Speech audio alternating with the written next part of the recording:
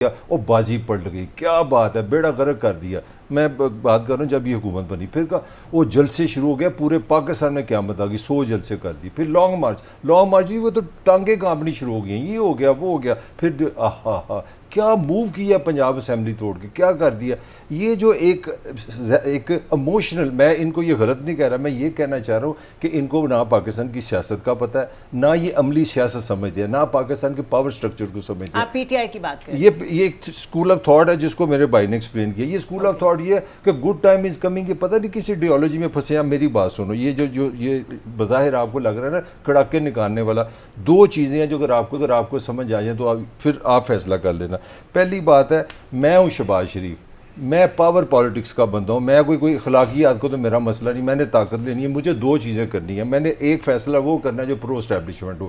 یہ بندے جو کاکڑ صاحب ہیں نا, ان کی پیدائشی جنرل مشرف کے دور میں ہوئی ہے, 100 میں سے 100 نمبر. ہی از پرو اسٹیبلشمنٹ. یہ واحد بلوچی ہے پٹھان, یہ واحد بندہ ہے جو آن ریکارڈ ہے بلوچستان میں کہتا ہے کہ جو ٹیررزم پہ نا پاک فوج کی میں ساتھ ہوں, اور پاکستان کے قانون کے ساتھ ہوں, پاکستان کے ساتھ ہوں.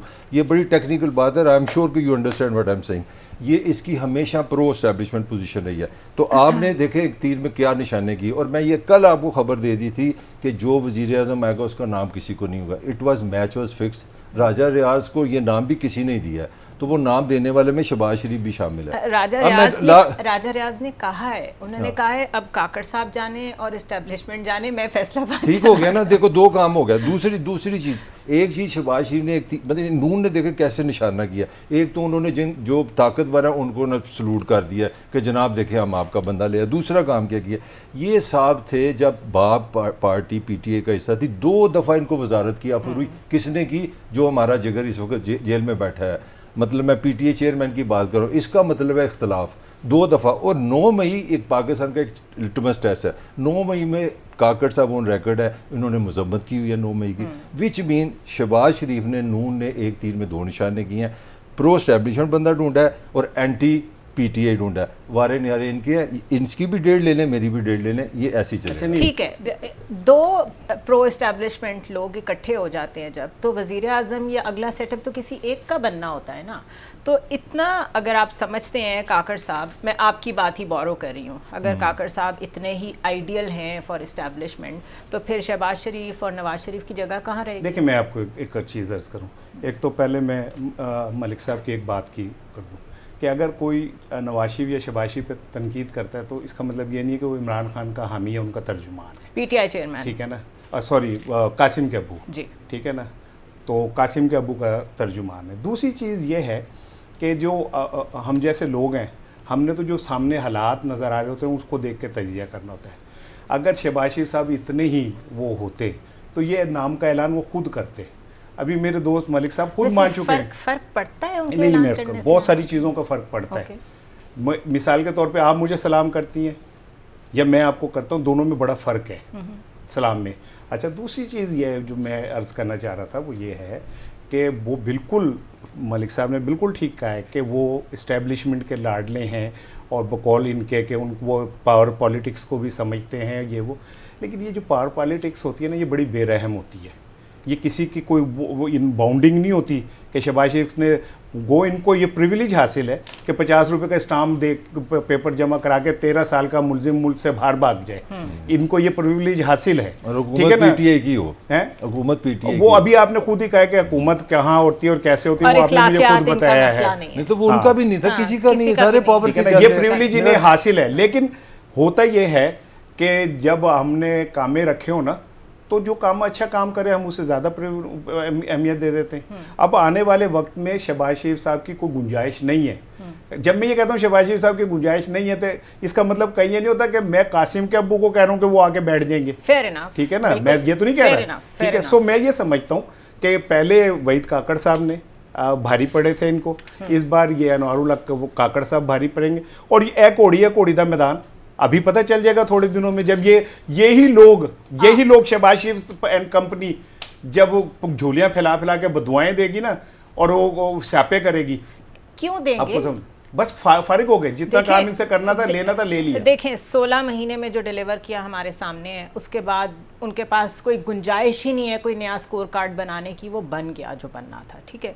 मसला इस वक्त उससे बड़ा है इन माय ओपिनियन। हम अभी तक सिर्फ बात कर रहे थे ना कि 14 मई के हुक्म के बावजूद इलेक्शंस नहीं हुए, अभी भी ये जो केयर टेकर सेटअप है ये कब तक निगरानी करेगा, उस अरसे में क्या होना है, फोकस क्या है, दूसरी ट्रांश IMF की इस दौरान में हमें मिलेगी, इकनॉमिक पॉलिसी कौन बनाएगा, फाइनेंस मिनिस्टर कौन होगा। अभी तक सुन रहे हैं, सर्कल में नाम आ रहा है कि पूरी कोशिश है कि इसहाक डार साहब ही आ जाएं।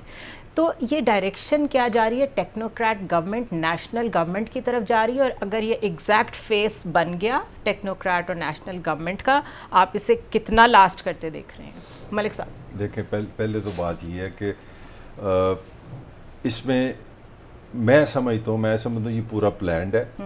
गेम असल क्या है, गेम ये है कि जो अच्छा पहले बात है, मैं कोई आइडियोलॉजिकल बात नहीं कर रहा, मैं I am trying to explain Pakistani politics. ये जो प्रैक्टिकल बेरहम रियल पॉलिटिक्स है, मैं उसकी बात करता हूँ, ये इस तरह चलती है।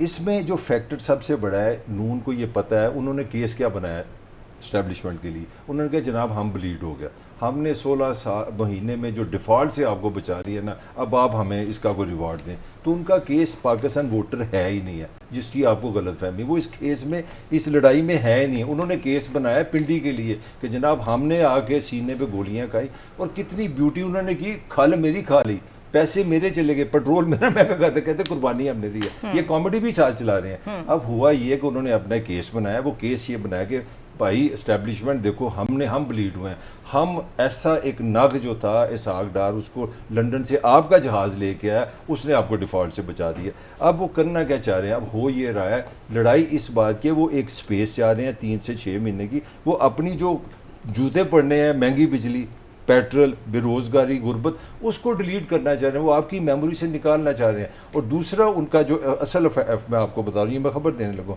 नून का प्लान ये काम नवाज शरीफ कर चुका है। वो जाके अरबी जो हुक्मरान लोग हैं जिनके पास पैसा है, उनके साथ एक लॉबिंग कर चुका है कि जनाब आपने हमें वापस लाना है और उसके लिए आपने हमें पैसा देना है। अब पाकिस्तान की जो सारी सिचुएशन है, जो वो कैलकुलेट कर रहे हैं कि 3 से 6 महीने बाद यहाँ पे बारिश होगी, बरसात ख़त्म हो जाएगी, बारिश होगी डॉलर्स की, पाकिस्तान में बिजली भी सस्ती हो जाएगी, हर चीज़ खुशहाल हो जाएगी, फिर हम आगे हुकूमत संभालेंगे। वेल देखें, मसला हुकूमत संभालने से ज़्यादा है मेरे ख्याल में। बलूचिस्तान इस वक्त सेंटर है 2 चीज़ों का, इकनॉमिक एक्टिविटी का, वो आपको पता है रेकोडेक की भी सारी जो एक्टिविटी हो रही है बलूचिस्तान में, ऑफ कोर्स काकर साहब बलूचिस्तान से, पश्तून बैकग्राउंड, थोड़ा बहुत सिक्योरिटी इश्यूज भी उससे रिलेट करते हैं, ये उसको भी समझते हैं, और आदमी है, बहुत वेल वर्स्ड हैं ऑफ कोर्स। अगर मैंने नहीं इंट्रोड्यूस कराया तो मैं बता देती हूँ कि सिक्योरिटी अमूर पे इनको काफ़ी जो है वो एबिलिटी है इनकी to talk about it, regional politics,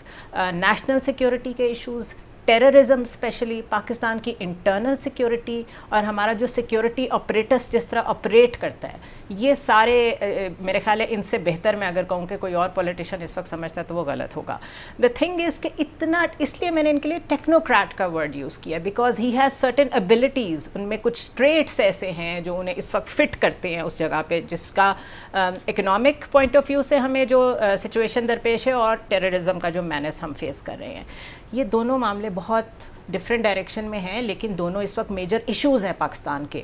तो ये कैबिनेट और साथ सिविल मिलिट्री हाइब्रिड एक निज़ाम जो नज़र आ रहा है, आपको लगता है दोनों इश्यूज़ को हिट कर लेगा? देखें, जो काकड़ साहब हैं ना, ये इंटरनेशनल प्लेटफॉर्म पे भी पाकिस्तान का मुकदमा लड़ चुके हैं दहशतगर्दी के हवाले से, और बलूचिस्तान के अंदर जो अलहदगी पसंद हैं उनके ख़िलाफ़ एक बहुत बड़ी मजबूत दीवार है। और इस हवाले से मैं उन्हें अप्रिशिएट करता हूँ, सलाम करता हूँ। मुल्क की सलामती के लिए जो भी काम करता है वो हमारा हीरो है। Definitely. और मैं समझता हूँ कि अगर वो पाक फ़ौज के साथ मिल के ये काम कर रहे हैं तो ये कुछ छोटा काम नहीं, बहुत बड़ा काम है, क्योंकि हमें बहुत बड़ा चैलेंज का सामना है। और वैसे भी जूं CPEC आगे बढ़ेगा, ग्वादर जो है डेवलप होगा, वैसे वैसे वहाँ पे जो हमारे इर्द गिर्द के जिन्ना दे पेट कड़ाल पे आ जाते हैं ना, हमारी तरक्की या थोड़ी सी उस पर वो कड़ालू इतने पड़ेंगे कि उसका हमें फेस करने के लिए तैयारी करनी पड़ेगी। और काकड़ साहब चूँकि बलोची वहीं के हैं तो ये बेहतर अंदाज में सिचुएशन को और मामलात को समझते हैं। تو میں سمجھتا ہوں کہ یہ اس حوالے سے ایک اچھا انتخاب ہے. لیکن جو پاکستان کو جو آگے سے چیلنجز درپیش ہیں وہ ادر دین دہشت گردی دو بڑے امپورٹنٹ ہیں. ایک ہے پولیٹیکل اور ایک ہے ہمارا معیشت کا. ٹھیک ہے نا. پولیٹیکل درپیش یہ ہے کہ اگر آپ الیکشن کراتے ہیں اور کاکڑ صاحب کی نگرانی میں ہوتے ہیں تو ان کے لیے سب سے بڑا چیلنج یہ کہ وہ ایک ایسا الیکشن کرائیں جس کے اوپر کوئی انگلی نہ اٹھا سکے.